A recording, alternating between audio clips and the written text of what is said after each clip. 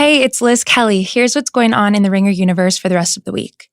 Kevin Clark's writing about how the Eagles took over the NFL. That'll be up on the site on Thursday. We've got a new Chicago edition of Danny Chow's food diary, Chow Down, also out on Thursday. And you can watch our live NFL wins pool from Tuesday with Bill, Sean, Mal, and a ton of other Ringer staffers up on Twitter, Facebook, or YouTube. And don't forget about our newest Ringer football podcast, Dual Threat with Ryan Russillo. That drops on Tuesday nights wherever you get your podcasts.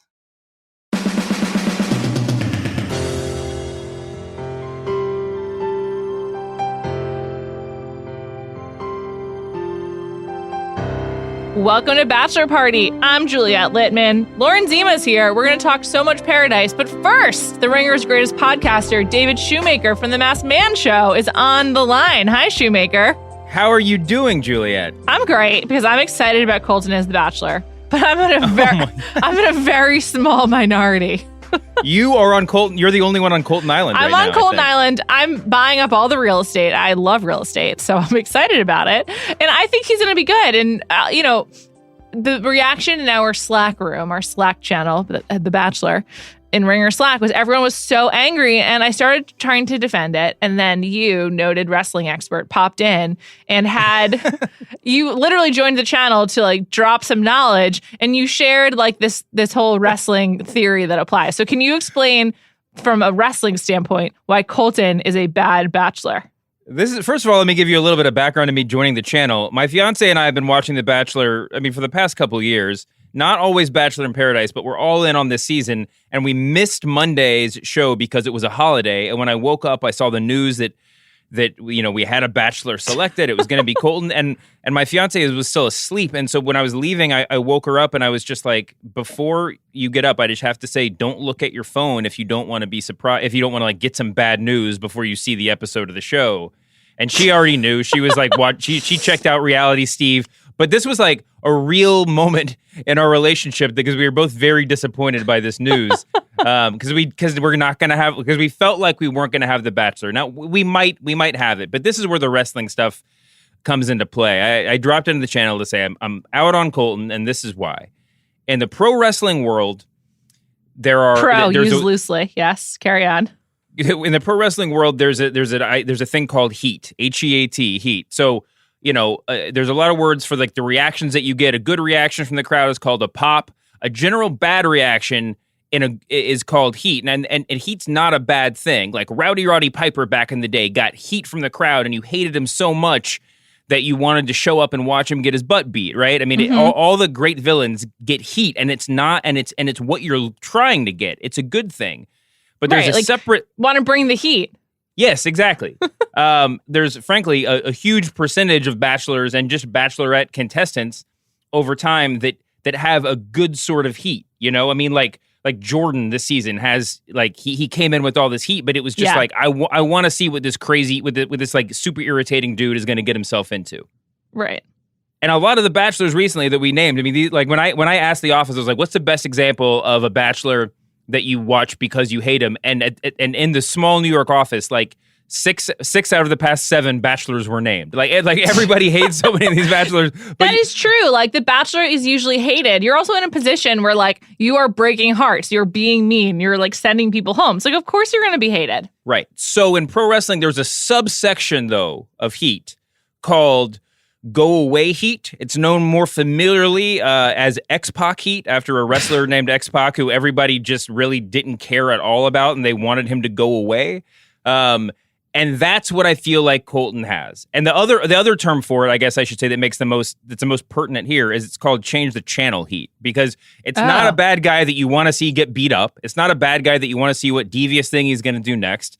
It's a bad guy who you hate to the point of just sort of despondence, and you're like, I want to see what's on NBC right now because I really don't care what this guy does. I'd rather watch the horrible news than Colton, is what you're saying. Exactly. I'd rather turn on CNN and face reality than deal with Colton Underwood. Now, Colton could come a long way. I don't know, but I know that you're defending him. I kind of agree with your take that he's maybe the best option that they have, because the reserves are a little bit depleted right now, but man, it's going to be tough. It's going to be tough. The thing about Colton is he's obviously emotionally ill-equipped to be on reality TV. Like, to say the least, yes. Like he doesn't have the tools. He's 2 years away from being 2 years away. And I think that will make good television. That's really cynical, but I don't know who would have been better. Like Jason is really polished but boring. Blake has way too much like real life problems that reality TV should not attempt to grapple with unless it's like an actual documentary. And so I don't know where that leaves us. Like, do you want Jordan? Like, I can't stand Jordan. I mean, I suggested to my fiance that they should just get Jordan and David as like dueling bachelors. Ooh, I do like that. But she was like, that breaks the whole premise of the show. Like, you have to have, this is again, sort of in the wrestling terms, this is the kayfabe of the show, that they're actually there looking for love, you know, and to make it like a crass competition sort of throws it out the window. I mean, there's a lot of funny things you could do. I mean, I think it would be funny. I mean, there's some people that look the part, right? Like Joe is like, grocery store Joe is like 75% a bachelor, but he just can't carry a show. No, I mean, there's just no way. That's a crucial part of it. Like you have to be able to carry it. And I think that one thing about Colton is even though he cried a lot and he seems kind of emotionally immature, he carried the season of Paradise for a few weeks. Like and even when he wasn't on, they built like a narrative around like anticipating his arrival. Oh, sure. And so to me, that like bodes well for The Bachelor. And I don't know, I can't think of anyone else like from the recent seasons except for like maybe Peter. Did you watch Rachel Lindsay's season of The Bachelorette? Like how much of the show have you actually watched? Oh, so you're like really in. I was all in on Rachel, yeah. Nice. Shoemaker, how did I not know that? Well, you know, I'm always like a week behind. Maybe not like a full 2 weeks, but enough behind that like I can barely keep up with your podcast, you know, because I don't want to spoil anything. I'm invested, but not invested enough to always watch the night of. You're only lightly invested. I'm semi-invested. I got a lot of stuff. I got a lot of long TV shows to watch. By the way, I was prepping today to come on this podcast and to do a wrestling podcast and realized that I had about 14 hours of television to watch.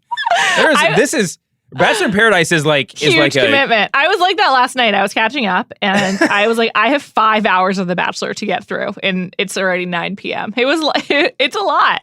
Yeah, it's like it's like a volume podcaster like Kevin Smith or something where you're like, I'm okay if like with Kevin Smith on like a long train trip, but otherwise I just don't have time to keep up with him. From your wrestling vantage point, like who would be the best crossover? Like who could you most see going from The Bachelor to the WWE? Oh, that's really good. I mean, I think, you know, Colton looks like, you know, kind of looks the part. He would have been really great in like the 80s as like the kind of golden boy. Sure. But I think you run into the same problems and that he's going to face on the show, that he's just a little bit, you know, he doesn't have the third dimension or maybe even the second dimension to really make it work. I don't know. There's a lot of, I mean, Kenny is obviously a wrestler and he's a pretty good wrestler. I mean, he's very, very talented. I've watched him live, and he's a whole lot of fun. Is there like an awareness in the wrestling world of Kenny being in Bachelor Nation? Oh yeah, absolutely, absolutely. I mean, he wrestles for Ring of Honor, you know, which is a, you know, kind of, it's not WWE, but it's pretty well known, and he's definitely played off some of that. I mean, he's gotten some attention for it. But you know, he tried out for WWE. He's got a wide recognition in the wrestling fan base, but he's not a major wrestler by any stretch. He's not like The Miz, another reality TV star. Oh no, not at all. I honestly don't know who the best answer is. I think John from San Francisco would be a great like people would love to boo him. The Venmo founder, or he's not. He didn't found Venmo. Chris could be the greatest. I mean, one of the most hated villains of all time. I'm not quite sure if he has go away heat or not, but like just I mean, he makes my skin crawl every moment that he's on the screen. He's got a nickname already. I don't think he has go away heat though, because at least in terms of The Bachelor, because he doesn't like project like romance to me. Like there's no level of believability with him. Oh no. I think that's one of the reasons why Colton has it, is because like he has been so emotional over Tia and Becca. And like everything with him has been like so teary and high octane in terms of like television emotion that he gets a big response. And I get like change the channel heat. Like that's never a good thing. You want people to watch, obviously, if you're making television. But there is something about him where people want to talk about him and like are like invested in is this guy for real? And I think that's compelling. Yeah, I think so too. I mean, one just side thing about Colton. Someone told me long ago when I was very young, and this is probably offensive, but like, it's going to sound offensive, but like, every man finds their woman or whatever, and then he's just like, she's so beautiful when she smiles. You want someone who's beautiful when she smiles, but the secret is that you want someone who's beautiful when she's crying, and not because you're going to see her crying a lot, hopefully, but because, a good smile is one thing. You want someone who's beautiful all the time, This is a beautiful tale. I've never heard this before. But Colton is the most repulsive crier I've ever seen in my entire life, and he cries all the time. He's going to be crying like 50% of the season of The Bachelor. He starts blubbering and his mouth goes sideways, and it's just, and he gets those weird kind of like killer eyes. I mean, it's like it's gonna be a blubbery mess. I'm really worried about it. He is a really bad crier. There's actually been a lot of ugly male crying this season of The Bachelor, and like just kind of like the last year and such. One thing about Becca, who is the Bachelorette, is she is a pretty crier, in my opinion, because based on her breakup with Ari, she really held it together. That's a really good point. On that note, I think Ben Higgins is also an ugly crier, and he was a great Bachelor, so maybe there's hope for Colton. And he had the good kind of heat, too. People didn't love him. It's true. That's true. So will you watch Colton? I will test the waters on Colton, but I'm afraid that my opinion of him is already so set. What does your fiance say? Is she going to watch? Oh, she's more anti than I am. I mean, she's really, I'm not going to put words in her mouth. I think that going back to like the pretense of the show, we're in this looking for love, looking for marriage, looking for lifelong stuff. There's a lot of concern in my house about the virginity part. Oh my God. I think that's going to be a real. I know that's going to be a storyline of the show, and they're going to make it work. But to show up looking for the person you're going to be with for the rest of your life, that seems like sort of like a hurdle. Yeah, I agree. Definitely a hurdle. And also when he was talking about it the other day, like there's, I don't even remember when that was on the show, but he was like, when he asked Chris Harrison about going to the fantasy suite. Yeah, he was talking about you can be intimate in other ways and you can be experienced in other ways. Like, I don't need to hear that at all. Like, that was like the grossest monologue I've ever heard. And so like him just trying to talk around the virginity thing is even worse. So I don't know how they deal with it. I am wondering, that's a great point. I don't know like how they discuss it like in practical terms and like how often it's discussed. I don't know. I've got questions, but again, it's a wrinkle that I'm interested in, but I'm on an island. I'm going to convince everyone and hope it works out for the best. All right. I hope you're right. I'm going to try to convince everybody that Chris should be a future world champion. I just want him out there with just like the goose is going to kick your ass tonight. No lie. And then like, everybody will go crazy. The goose is on the loose.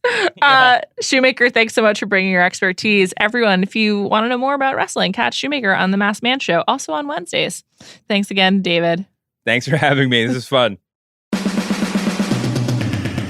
And now, back for another visit to the Ringer Podcast Network, Lauren Zima from Entertainment Tonight. Hi, Lauren. Juliet, hi. Thank you for coming. I'm so overtired after the Bachelor announcement day. That is always one of the longest days of my life, but I'm so happy to be here. Is it? What kind of prep work do you do beforehand? Do you get a heads up about who it's going to be? We do not get a heads up about who it's going to be. We certainly have suspicions and source reporting of our own.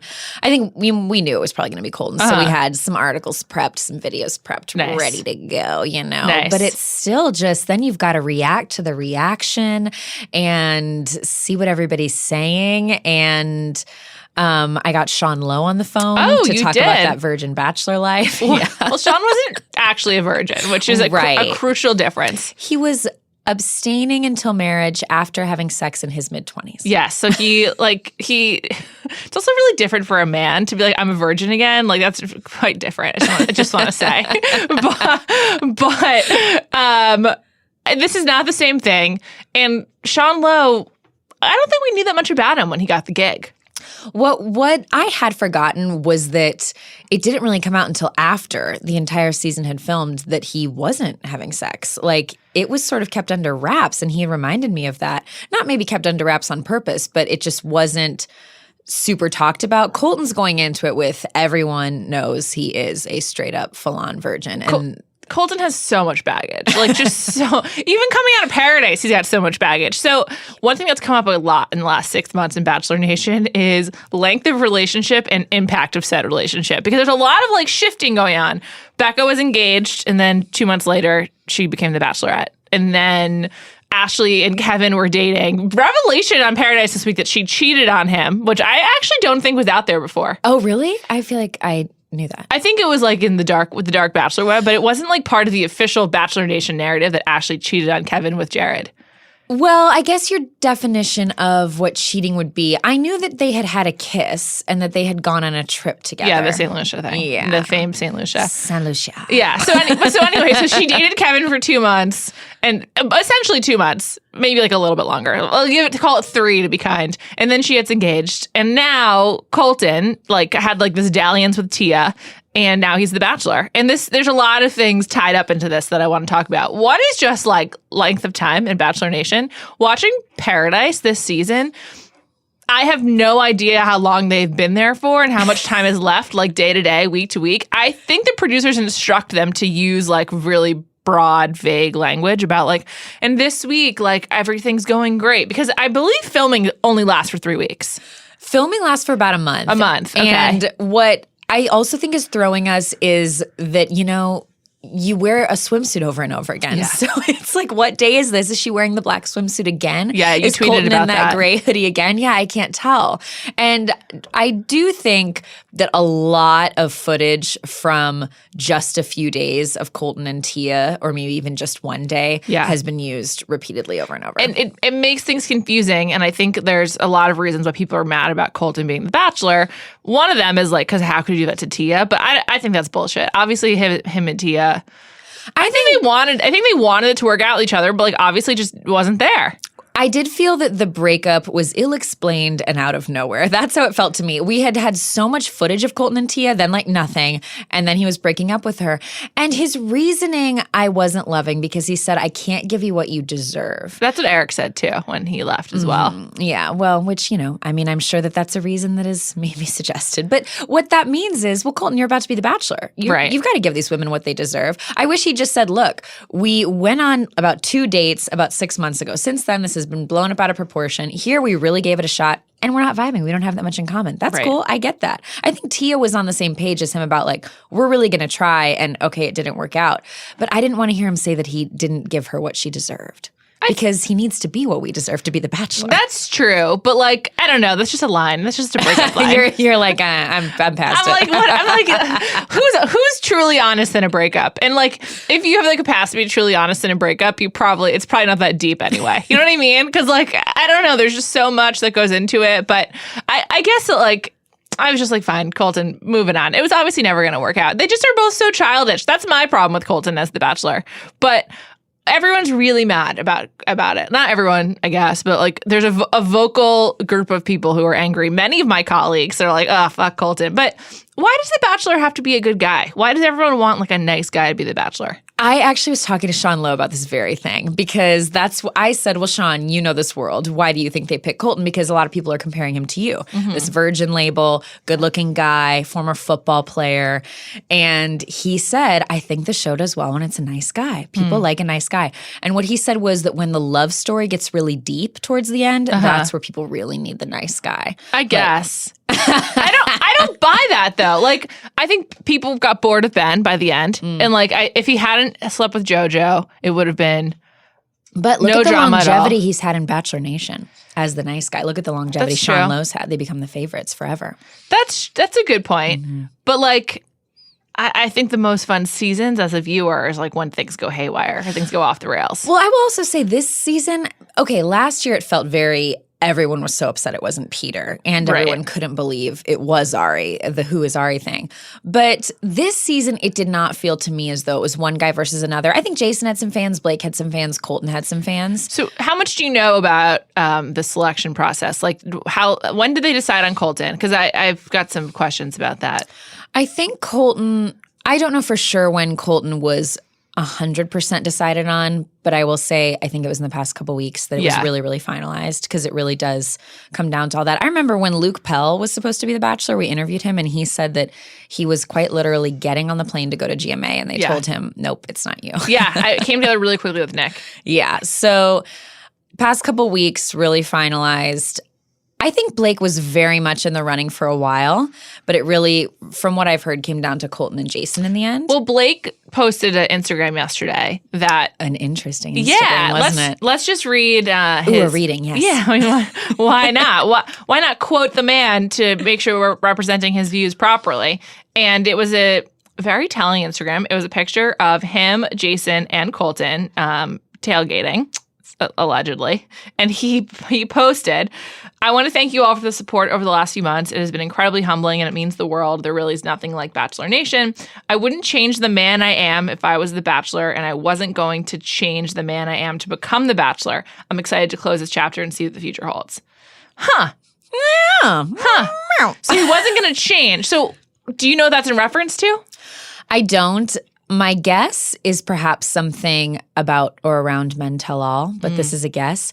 I think at Men Tell All, Jason and Colton both really came to play. Yeah. They really had it together. They really put on a show. And I don't mean that in a way of critiquing them. I mean, this is a television show, and they really came with their emotions and spoke well and all that. The second hometowns ended, Jason, or I guess after the final three, Jason has been campaigning so hard. He wanted it so bad. Like I mentioned this before, but I was on, I just for like 5 minutes called into Ben and Ashley's podcast, and Jason was also on, and he was just talking like a politician. Like it was kind of insane. I was just like, are you human anymore? Like, have you lost your bearings?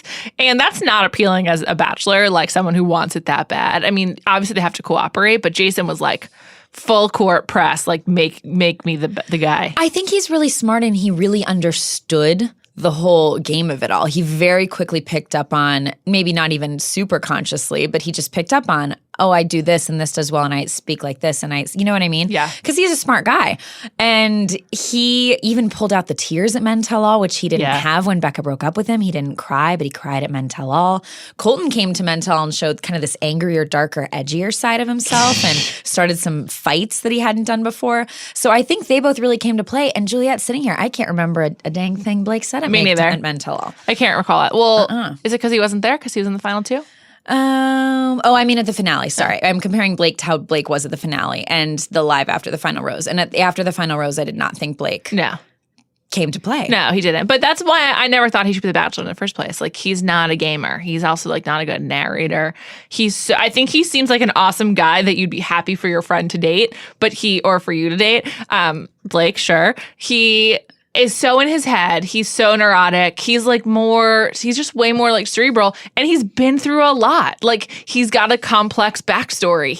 It's not just like about, some of the more generic stories that The Bachelor often puts forward. Like, what Blake has been through is really real. Like, I feel uncomfortable talking about Blake on this podcast because I just feel like it's not the right forum to discuss all the shit he's been through.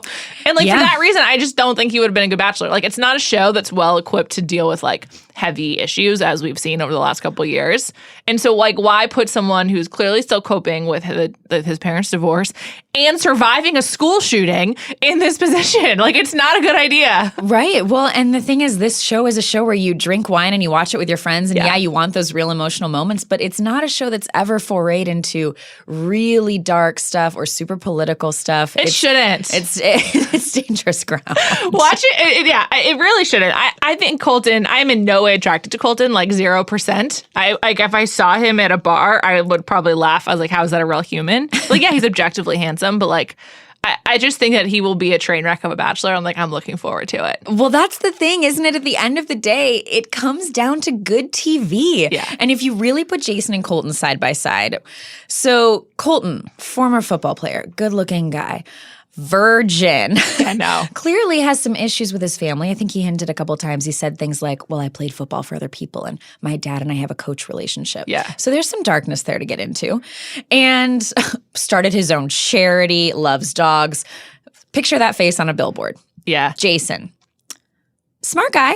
Nice guy. Good job. Solid guy. Funny guy. Yeah. But Jason is a little too normalized, I think. I completely agree. Jason, again, like, I bet he's like super bro-y, which is fine. I love a good bro, like as my friends will attest. But he just seems like he would be boring. Like, I don't know. Like, he also would probably just like be into a lot of the girls and like keep it moving. I think he actually in some ways would be more like the most like Ben of any of the other Bachelors. But I don't know. Like, I'm just not that excited about that. Like, yes, Sean Lowe and Ben have had longevity in Bachelor Nation, but like, as fans of the show and participants in the Bachelor complex, do we even want that kind of longevity? Like, why is that good? Like, let's keep it moving. One of the lessons of Paradise this season is like, let's keep this train going. Cycle through, people. You're in, you're out. Like, who knows what's going to happen? I was thinking about that in terms of people critiquing Colton for whether he's ready. And you were talking about this a little bit earlier. Yeah.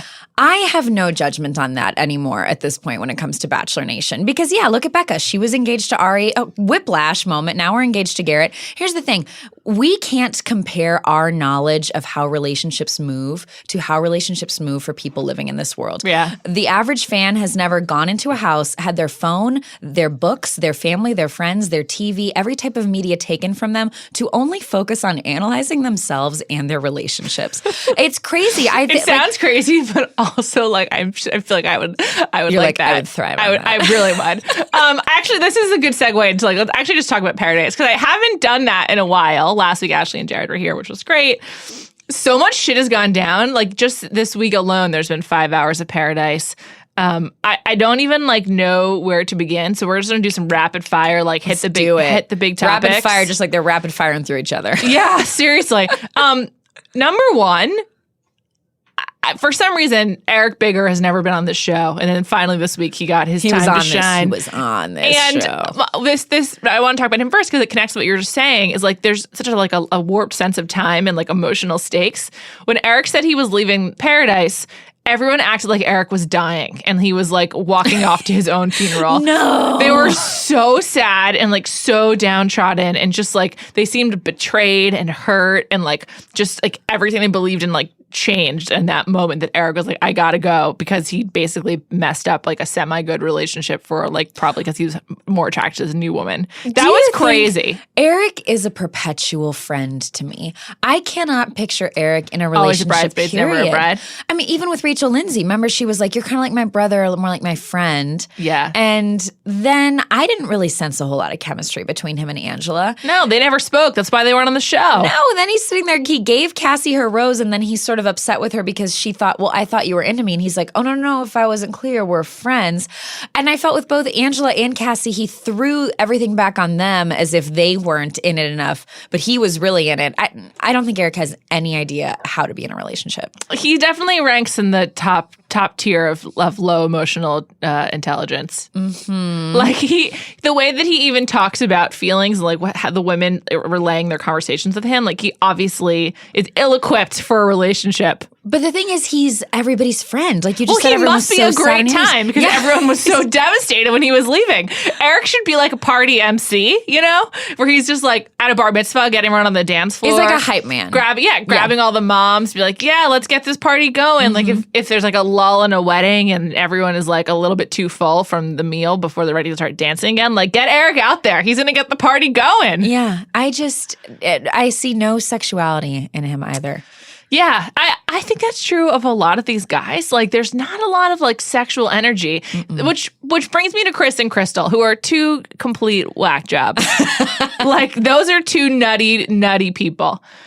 That conversation that they had about the status of their relationship and how they wanted to take it to the next step, I rewound it 3 times because I could not understand what they were saying. The words were like, we've got to get to that next level. And yeah, I'm here and you're there. And here we are. And it's about going. And I know you want to be there with me. And there we're going to be. And I was like, what? If your declaration of love can be derailed by the appearance of a raccoon, you've got some problems. Like, they just so both want to be like loved and held, I think, that it just really works for them. And maybe that's a delusion they can buy into for a while and it'll work for them. I actually think they have like more chemistry and sexual energy than most of the couples. They're much more touchy-feely with each other, which is mind-boggling to me because all my love to him, but I could not find him less attractive. All your love to him, yes. Why? I find him really unhinged. I think that there's something like I don't know what's going on in his head. You know what? I say all my love to him because I like Crystal and I want Crystal to be happy. Well. Mm-hmm. Crystal is also really hot. I'm just like, wow, she looks amazing in every scene. Body is sick. And have you noticed that they both are doing Progress Mondays on Instagram? No, I haven't. Yeah, they both post Progress Monday videos about their bods. It's interesting, isn't it? Oh, Crystal's Instagram is really like a good place to waste about 30 minutes as you read her captions. Sure. Glitter gang. She also has a very liberal use of quotation marks. And her captions are really long. She's like kind of a leader in the long caption space where you have to hit the more and then you're scroll. It's like, and that's it's like your 30 minutes. 2 or 3 swipes. Yeah. It's like one Instagram is a good 10 minutes. So you're like 30 minutes of elapsed and you made it through 3 pictures from Crystal's profile. I mean, it's a wasteland. Don't go there if you're busy that day on a certain day because you might not come back. We're not busy. We're watching 5 hours of Paradise a week. 5 hours. 5 hours. Well, this week was just really too much. And it makes you forget about like some of the bigger drama. Like Kendall and Joe are so deep in it with each other. Are they still together? They must be. I mean, I can't say, but I think we've seen him visiting LA quite a lot. Yeah, I'll say that. They've still got to be together. They came together over this one, over like probably after the first 10 days, I assume, was when a lot of the Leo stuff happened, I think, just based on timing and whatnot.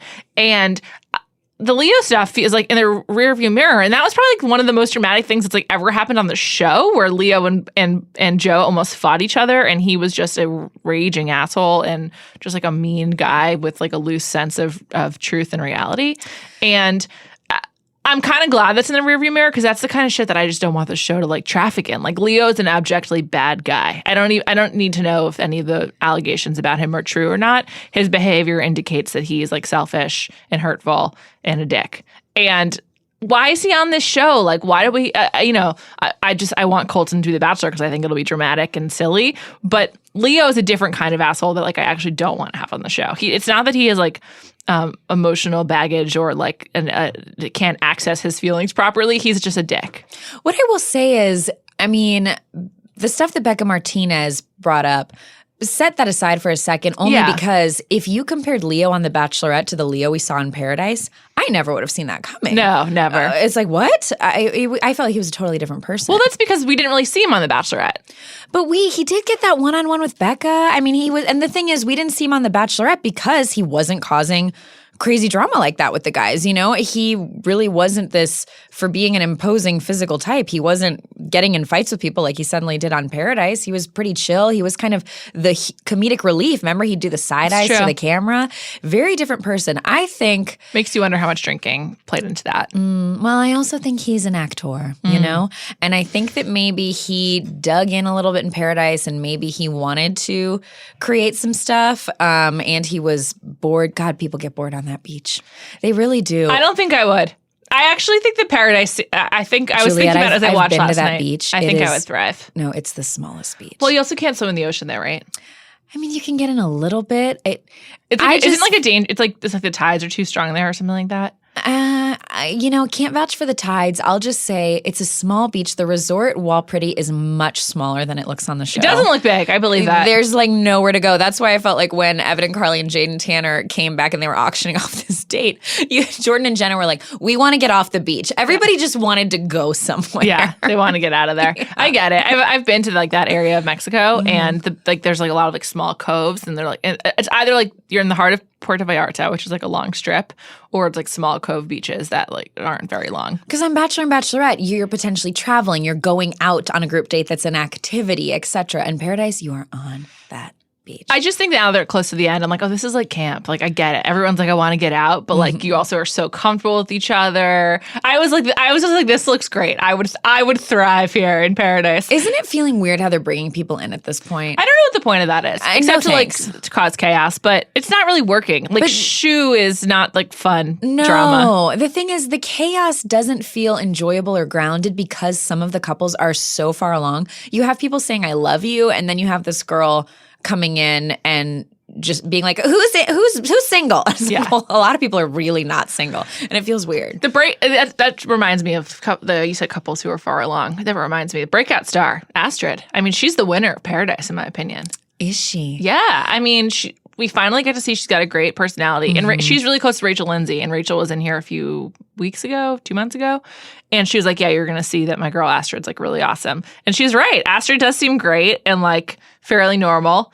And I think that's the thing. She's totally normal, and it makes her totally likable. She's been a little bit the narrator. Yes, it's great. The last couple weeks in particular. Yeah, I think if she hadn't gotten in a relationship, like this, I think we wouldn't have, because she's not going to be the type to, again, cause a scene or anything, but her and Kevin being so strong, we've really seen her. Yeah. I interviewed her during Rachel Lindsay's season, and oh God, I think it was Astrid. She accidentally spoiled it. Oh, really? But I liked her so much. She's she's a normal job. She's smart, gorgeous. I mean, gorgeous. Yeah. Do you like her and Kevin together? Yeah.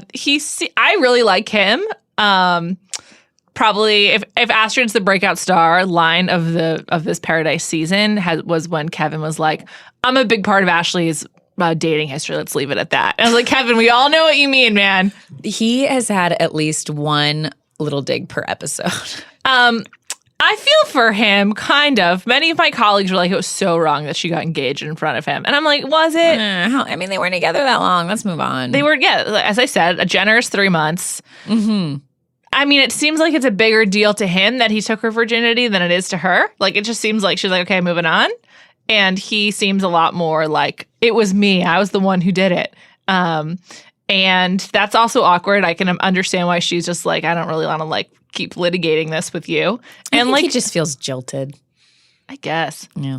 I sometimes feel like with guys like that, they've never really been broken up with. So when it happens, they're just like, they don't know how to cope. They're just like, it's it's just not a position he's familiar with. He doesn't really know how to deal with it. But it seems like he found love with Astrid. But Astrid, when he was upset about Ashley, was like, it's so hard seeing Kevin upset and down. How big of a person was she in that moment, I was like, damn, she just must be the most confident woman in the world that she wasn't upset that he was upset. She was... I was like, I literally was watching and thinking, I would not have said that. No, I was impressed, but I also was like, cool. That this is she's a cool chick. I should aspire to be like that. We should all take a page from Astrid's book. What did Kevin call her? He said you're my brightest star or something like that. Like that. Yeah. He's really into her. He made the fake date for her on the beach, and that was cute. I like them. Only reason I hope they don't couple up is because I would have liked to keep him in the rotation of appearing on various Bachelor shows, but. Good for him. That's nice. See, I do love Astrid, but I have to say I disagree with you on Breakout Star because for me, I cannot get enough of Jordan. Oh. I cannot get enough. And I loved him on Bachelorette, but I like him way more in Paradise. Him on Paradise. Yeah. When he was comforting Jenna because she was upset that people were breaking up, and he was just telling her, I'm not Colton, you're not Tia. I love you. That's not us. No, I care about you so much. You're everything to me. I was just like, he's just being completely telling her everything she needs to hear, even though she's being completely irrational. I guess, but the way he said it was so robotic. It was from a script. It's like someone told him what to say. I did not feel that way. You thought that? I didn't think that. I thought that it was so... she's kooky. Man, she's kooky. She's kooky. I mean, he to call him kooky would be an understatement. I don't even know how to describe him. But I think he's so smart. He would be a good bartender. He should take over for Wells next season. The stuff that he says, the thing is, okay, that's a breakup line, or maybe producer suggested that line. He says too many things too often. Yeah. He's coming up with this stuff. I agree. I agree with you. I didn't mean to say he actually was given a script of what to say to Jenna. Mm-hmm. I just felt like he had no emotion behind it. And I just think he's there for laughs and for fun, and is also probably happy to have met Jenna. But he's just so inauthentic to me, and that's really? Okay. That's okay. But I do find him funny. I think he'd be a good bartender. To your point about how boring it is, Wells and Yuki, they've got to be so bored. Do they get to leave? What's the deal? I can't believe. Yes, I think Wells has told me before he's not there all day long. I really want him to come on this podcast. I got to try to get him. I can't believe that they are not trashed. If you're just sitting behind a bar all day, I mean, I would make a drink, take a drink, and totally they would be gone. I also would eat a lot. Oh yeah, I like seeing them eat in general. If I were Wells or Yuki, I'd just be shoving rice and beans into my face. I was thinking about the food thing because Olivia and John were eating something, and I couldn't figure out what it was. The food on Paradise is so weird to me. They're on the beach. I can't imagine they have the most up-to-date kitchen appliances. When David made that cake for Jenna for her birthday, I was like, what is this cake? It's such a weird cake. They're just always eating this weird food, that pile of sweaty hot dogs that Tia and Colton had. Disgusting. How come no one's ever bloated, Yeah. You're drinking all day, and then I don't think they're having a paleo diet, and I'm just confused. Everyone looks so good all the time. No one's hair is that Is that poofy? I cannot believe the hair this season. It looks amazing. Angela's hair. I've tweeted her about this. Did you Her respond? hair, yes. I have her phone number now. We're going to get on the phone about it. Oh, great. Her hair is so smooth, so frizz-free.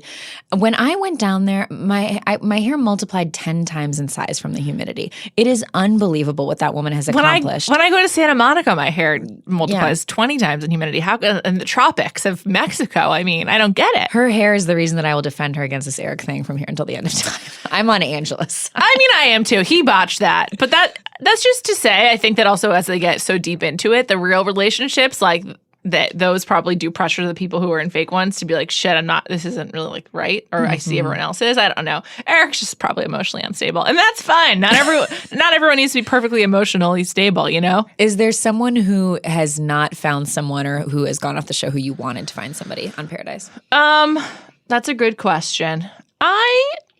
Opposite. I'm surprised John is still there. He must be like such like a weird specimen to all of them. This is my theory about John, and it's pretty mean, but I'm going to go with it as a fellow nerd. I think it's okay.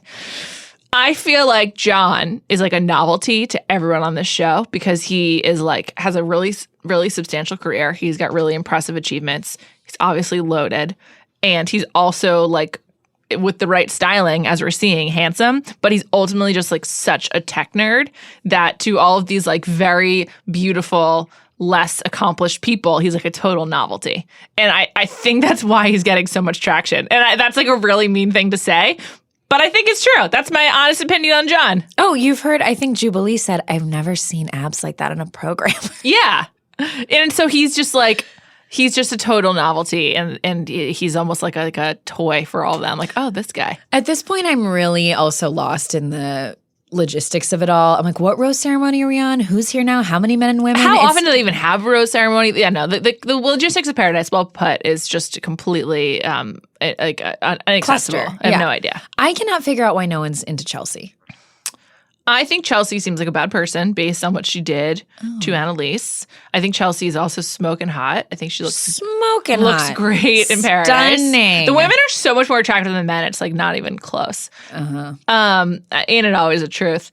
Can we catch a break? When they started bringing more, when like Chris and all these other women came out, I was just thinking, are you kidding me? First of all, every woman on this beach is already beautiful, and now we're adding more women into the mix. Like, this is not fair. I think Chelsea just seems like not a great person. I think what she did to Annalise was really fucked up. I think she's like kind of two-faced. And it seemed like she's just really clinical about like wanting to stay and not, and she's like, yeah, I really want to find love. But I don't know if I believe that. She hasn't like really pursued anyone except for the sake of getting a rose to stay. Interesting. Sometimes I find that there's so much footage of Paradise to watch. I think I miss large things. Maybe I missed something about Chelsea. I'm not going to go back and watch. No, don't go back. Can you even remember what happened on the first episode of Paradise? Like, it's hard to remember who was there the whole time. The whole thing is such a... No, we're in a fog. It's crazy. There's just been so much. It's come so fast and furious. It's wild. You tweeted about something that I wanted to ask you. You noticed that the preview footage for the reunion show used some Winter Games footage and maybe some Men Tell All footage. Uncouth. I was wondering if perhaps they didn't film it in time. Well, they've started to do this thing, or maybe not started, but often it's done where, you know, they'll tease that the tell-all's coming, but you'll just see footage from the season, right? And you're like, okay, I get it. You don't want to show us the footage of that yet. Like Chris Harrison will be standing there introducing Men Tell All, and then it's just footage from the season. But this time, so I had a bunch of people text me and be like, who gets engaged at the tell-all? What? I'm like, what are you talking about? And yeah, then I went and looked, and Bibiana was in a red dress hugging Yuki, and Kevin was in the black shirt. It was footage from the Winter Games tell-all that they used for the promo. And I find that to be misleading and unacceptable. I forgot about Bibiana, by the way. I saw her on Nick's Instagram yesterday, and I was like, she was in Paradise, wasn't she? I like her. I did too. Why can't she find love? Chris Harrison told me she was the one he wanted to find love, and then she never did. She seems like a fun time. Everyone's really into Kendall and Joe, speaking of fun time, and I find both of them to be like totally uninteresting. Like, I'm happy for them, and I'm so glad he's not Bachelor. But like, I don't really get it with him. Yeah, he seems like a nice guy, but he's like totally like, he just seems like not that exciting. Oh yeah, I felt like there were people still holding out for him to be Bachelor. You guys, I think he is fun and sweet. He would not have been a good Bachelor. No, he doesn't know how to talk to the camera. He can't give an interview. Yeah. No way. No. Absolutely not. So I was wondering if because of the last minute Colton decision, how much it came down to the wire, they had to wait to tape that reunion show. No, that when we taped it last week. Oh, okay. Yeah, it's all good. Were Colton and Tia there? I can't say. Okay. Okay. But it was Fair taped. enough. And it was great. Everybody watch it. Super fun, super intense moments. Big fan. Really? I don't know why they didn't show a little bit of footage from it. I'm not sure. Or even, again, just mix up like footage of this season of Paradise instead of showing Winter Games Tell-All footage. It was weird. Yeah, that definitely is a weird one. What's like your biggest takeaway from Paradise? Like if you're just like, wow, this season I'll always remember. Because when Ashley and Jared came in last week, they were going over like, oh yeah, in season 2 this happened, and season 3 this happened. So season 3 was like with him and Kayla. And season 2 was like when they first met. So like, what do you think will be like the lasting image of this Paradise? I think this Paradise is all about the turnaround. I think everybody was open, truly, and they all kept saying that, to just cycling through other people. Nobody was judging that too hard, except for people who didn't get it. And that's what I'll remember about this season, just a high turnover rate. I love these final few couple, like Jordan, Jenna, Kevin, Astrid, and Kendall and Joe. They're all fun and solid to me. I feel good about all of them. I do too. I'm like happy for them. I hope things go well. Stay together, lasting.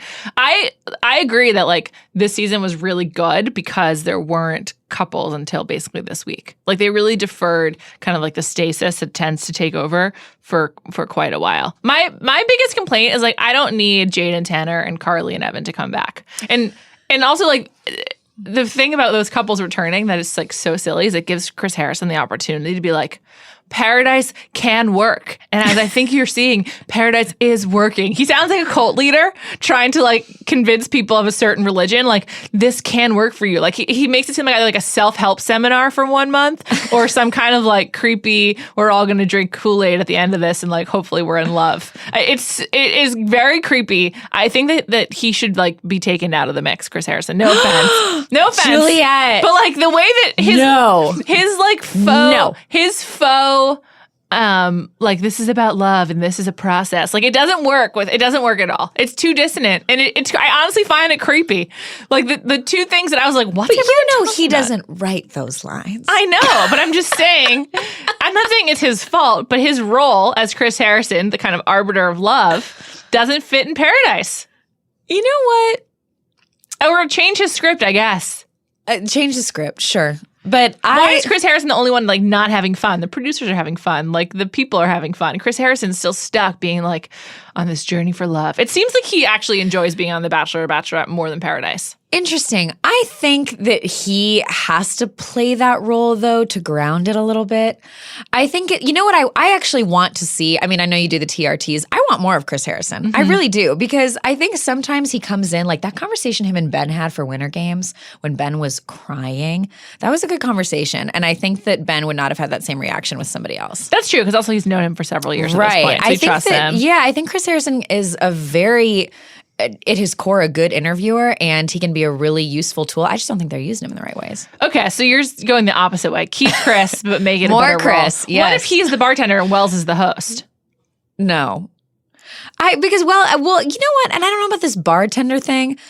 I mean, I think Wells is good in that. I actually didn't think we needed Yuki. No. It's not funny to me that she doesn't really speak English. And at this point, she's got to speak some English, or what has she been doing for a month in America plus Winter Games time? You got to know a few more words. It's also just like not most, but like so many people around the world outside of America speak multiple languages. Right. And like barely Americans do. Like, you know, and I'm just like, why are we making fun of her like for not speaking? I don't know. I just like, it's like a weird like cultural non-exchange that I don't care for. I find it like pretty uncouth. I think Wells is fun. Like Wells is super funny and he's funny in that role. What I actually want to see is less of Chris Harrison walking in and saying something to the whole group. We don't need him explaining the logistics or saying, okay, guys, we're going to go have a rose ceremony. We've got a date card. Right. Like he doesn't need to do that. I actually want to see more one-on-one conversations with him and people when they're really like, I would have liked to see a one-on-one conversation with Chris Harrison and Annalise instead of him walking into the room and being like, Annalise, how you doing? She was like, I'm good. I was like, boo, you not good. Or like, what about if you want to leave early, like outside of a rose ceremony, you have to like go to Chris Harrison and he has to like give his approval. Yeah. Like, it's sort of like to get out, you have to talk to Chris. Yeah. It comes with like a heavy toll. To leave early, you must discuss with Chris Harrison on camera and bare your soul. Yeah. They should have like, I don't like Are You the One, but they should have like a truth booth where it's like, this is the truth zone. We're going to talk about feelings, going to talk about how you're thinking. And hopefully it's like a hot room to get everyone to break down. Yeah. And just some ideas. A hot room to break down. Make people uncomfortable is what I'm saying. Yeah, I think there's a lot there. That's what I'm here for, truly. Seriously. Lauren, thank you so much as always. Tell us where to find you. Oh, thank you for having me. I'm at Lauren Zima on Instagram and on Twitter, and love talking about The Bachelor, so message me anytime. Awesome. Thanks, Lauren. Thank you. Thanks to David Shoemaker, and thanks to all of you for listening. I will be back with the final Paradise episode next week.